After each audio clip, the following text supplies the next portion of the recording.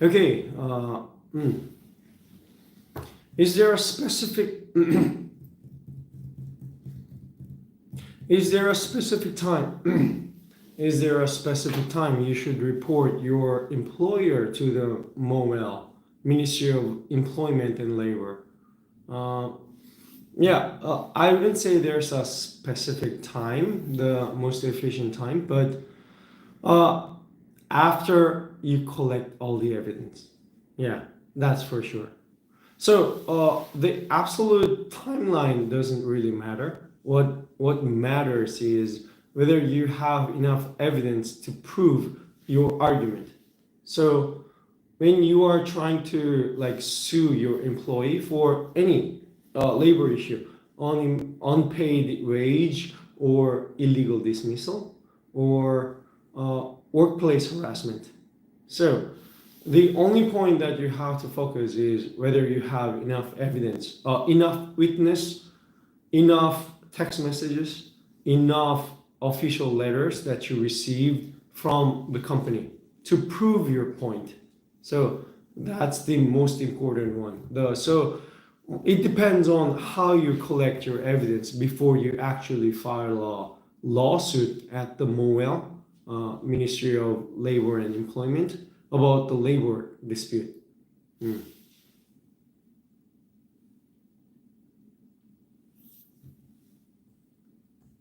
Do certain areas in Korea take part of the labor more seriously than others, Seoul or other provinces? So this means that whether the labor department in Seoul versus labor department in outside Seoul provincials considers the labor dispute differently.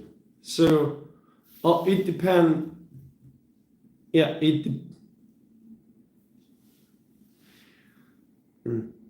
Do certain areas in Korea takes more seriously about the labor dispute, does some part of Korea takes more? Do certain areas of Korea takes more seriously in a labor dispute? The question focuses on whether the labor dispute in the Seoul or other provinces might have different level of weight. In fact, where more foreign workers in the area, the labor department tends to work more. Yeah, in fact, yeah.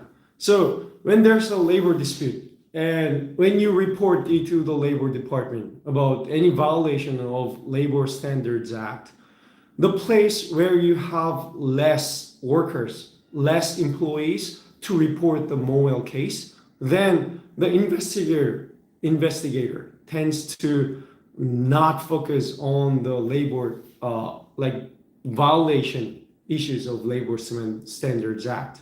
And when you report a labor dispute, labor reports in a place where like less employees are working, then the police or the labor department officers, they tend to be indifferent. Yeah. So the more like places you likely to find more foreign workers to like participate in a labor dispute, you will find more more interest in like labor department officers or the labor dispute police officers.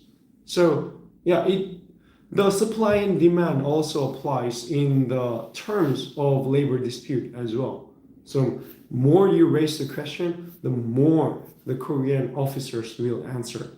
So I think it also depends on how many like parties, how many labor. I wouldn't say it's a labor union because many of the foreigners don't have proper labor union. But when you have a labor union, those areas that you have a labor union will have like a stronger like argument power So more influence on the police, or more influence on the police, more influence in the labor department too. So yeah, literally, more people, more power. That's what we call people power. Yeah. So yeah, third question. Let me see. If you work for a small businesses or company, is it legal for the owner to have other employees to do payroll? The question is quite confusing, but yeah. I think the question, if I paraphrase the question, it literally means when you're working in a small company, is it allowed for the employer to order more operations to its employees? Yeah, actually, that's what happens to most of that's what happens in most of the small businesses. Yeah, the employer tend to order more works to employees that are not included in their work scope. Yeah, literally, in practice that happens a lot, but in legal terms, it's all illegal. Yeah. So if anything happens close to that kind of situation, then you have to focus on to collect the evidence. Yeah, you have to collect the evidence that your employer, your boss, is trying to order something that is illegal, and then you have to collect them in a series of like cases. I mean, just a single evidence, single recordings of your video or recording will not gonna help you. Yeah, you will need more. Yeah, to discuss the matters with the labor department. Yeah, you will need it. Yeah. Yeah. Okay. The fourth question here.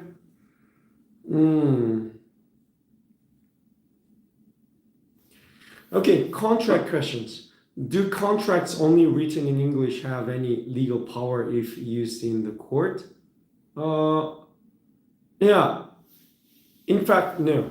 Yeah, literally, when you're filing a case in the Korean court, yeah, you will need a document that is written in Korean. Yeah, literally, when you say you're a lawyer from a certain country, that means you're a member of a certain country's bar association member, and then you will need to proceed with a lawsuit with a certain language. If you're Korean, then you need to write all the letters in Korean. Yeah, that's literally, yeah, what you need to do when you're trying to pursue with a lawsuit. Really, so to answer the question, whether the English document is only valid at the court, yeah, it is not. Yeah, usually the Korean court requires a Korean translation of a document. So even if your document is the original version of your document is English, you have to translate it into Korean to make it as a valid evidence at the Korean court. Yeah. So yeah, that's what you need. Yeah. Are all four national insurance mandatory? In fact, no. Yeah.